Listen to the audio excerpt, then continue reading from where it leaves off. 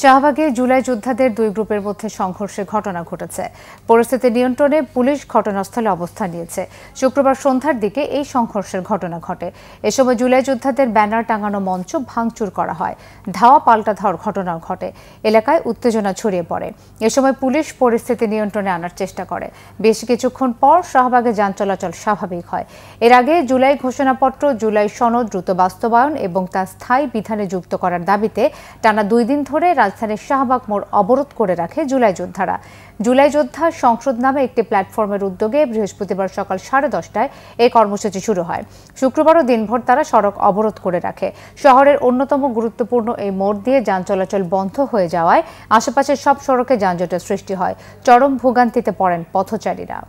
গতকালকে থেকে দেখছেন যে পুরো মোড়টা দখল করে রাখছিল, তারা আমাদের ব্লক নিয়ে রাখছে। আমরাও যেহেতু জুলাই আহত, এই জন্য আমরাও কিন্তু কিছু বলতে পারতেছিলাম না। আজকে যারা আসছে তারা বিভিন্ন হাসপাতালে এখনো ভর্তি আছে।